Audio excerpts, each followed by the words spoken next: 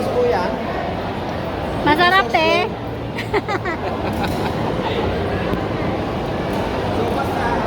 Ayan, sila po yung mga nasunugan sa Intramuros ha. Waiting po tayo sa ating butihing Yorme and Vice G. So while waiting po, pinapakain pa po sila ng ating masipag na direktor ng MDSW, Sir J. De La Fuente. Ayan, kompleto. Mayroon silang mga pagkain dito. Dito tayo sa Delpan Evacuation Center.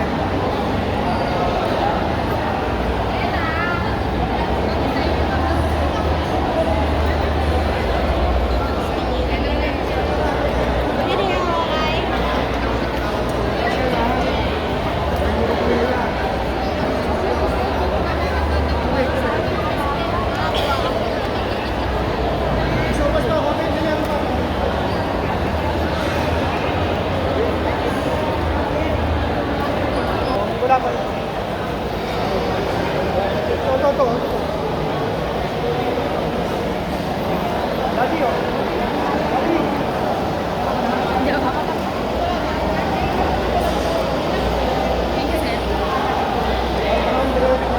Hindi ka naman guli ng sopas. Oo, nakapot ang gabi. Di ba? Tapos ito yung pamilya na rin. Yung party ko sa Dulang Vacation. Siyempre, ito naman.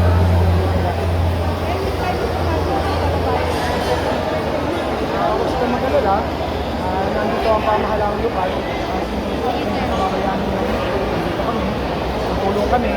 Lahat ng klaseng assistance, financial assistance, material assistance, pagkakaloob natin sa kanila, saka yung pagpapakain sa loob ng 5 araw na full meal, breakfast, lunch, saka dinner.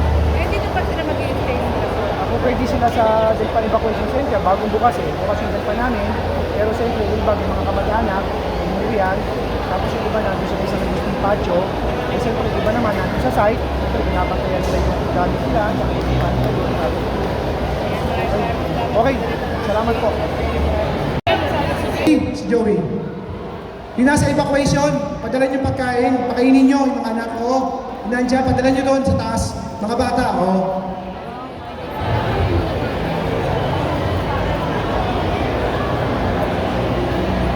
Ilan? Ha? Marami? Ayun, papadala natin. Oo. Wag na. Ibang sopas, tsaka yung padala ka ng pagkain doon sa mga bata. Pakainin nyo. Kaya nga sabi ko sa inyo, kung magpapakain tayo after nito, kaya lang tayo nandito kasi meron kayong payout. Basta lahat ng pagkain, doon tayo magpapakain sa evacuation, sa Delpan. Dito, katabi lang. Kasi pagka nandun, pati mga anak nyo sa pool na. Kaya lang tayo ngayon dito nagpakain ng lunch tsaka ng merienda kasi nandito kayo. Okay.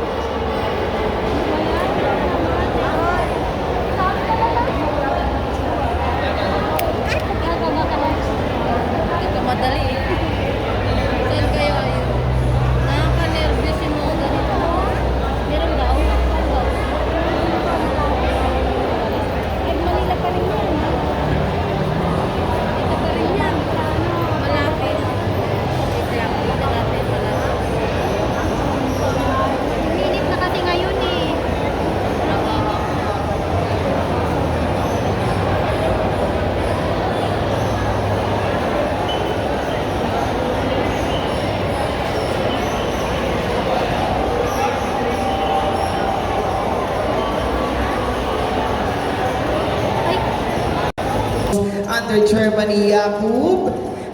Bagamat ang alam po namin ay talagang napakainit ngayong panahon na ito. At syempre sa isang pambihirang pagkakataon na hindi po natin inaasahan, alam po namin sa kabila ng ating po pinagdadaanan, dapat patuloy pa rin po tayo sa ating buhay. Kaya nga po, baka pwede po akong makahingi ng isang malakas na palakpakan dyan.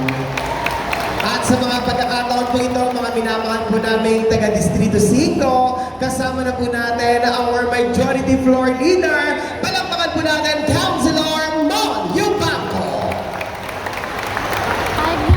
Maraming salamat, Chokes. Kamusta naman kayo? Ba't nakangiti pa rin kayo? Di ba?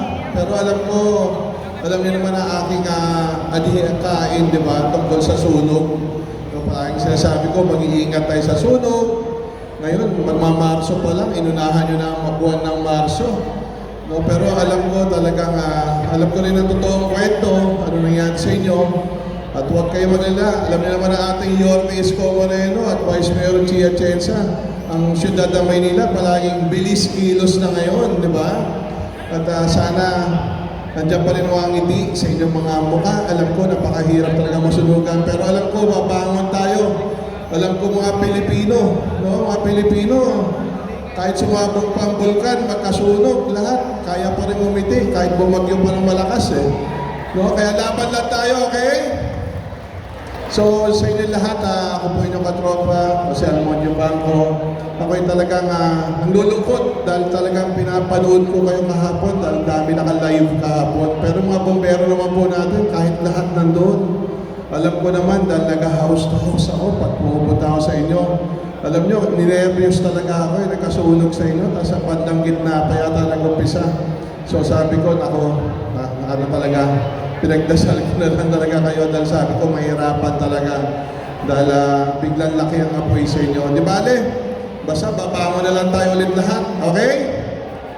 Basta siyudad ng Maynila na pinungunahan ni Yorme Isko Moreno, Dumagoso, Vice Mayor Chi, kami po mga konselan 5 Distrito, mahal na mahal po namin kayong lahat. At syempre si Chairman Yakub, nandiyan din. Asa pa si Chairman Yakub? Nandun pa yata, no? Nandiyan pa lang. No, at hindi naman kayo papabayaan ng chairman nyo dahil napakahusay talaga na chairman to. No, mga kanyang kagawad, di ba? At talaga nakatutok din yan. May hotline din yan. May hotline number kay Yorme Isko yan. Si Chairman Yakub.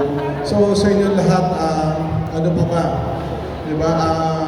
Palakpakan natin syempre. Naghihirap din dito. Di ba? Ang DSW natin, Director Jay De La Fuente. Kita nyo naman kung paano ipaghanda kagad para sa inyong lahat.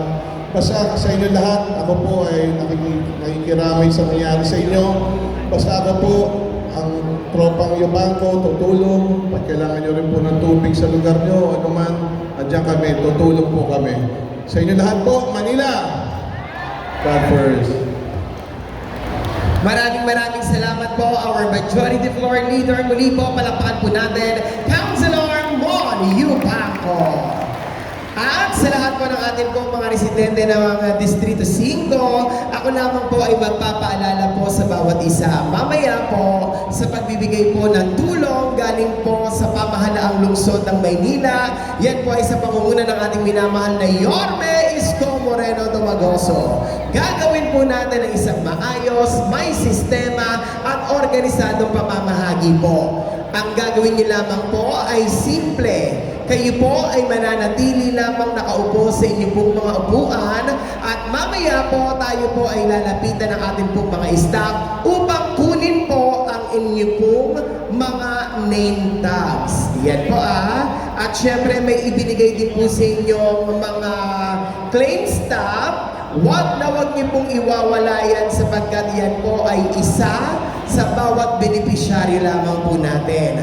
At bukod po doon sa ibibigay ng ating pamahalaang lungsod ng Maynila, kayo rin po ay makatatanggap ng ating po sleeping kit. Yan. Para po at least kahit papaano po ay mayroon po tayong mailalatag habang tayo po ay natutulog. At syempre, gayon din po, meron din po tayong mga food boxes dyan na mangyayari po ay ibabahagi din po sa atin. Muli po ang paalala, wala pong tatayo Hindi niyo po kailangan lumipat ng bangkuan. Ang atin po mga staff ang siyang gagabay po sa inyo sa isang maayos, organisado at may sistemang pamamahagi po ng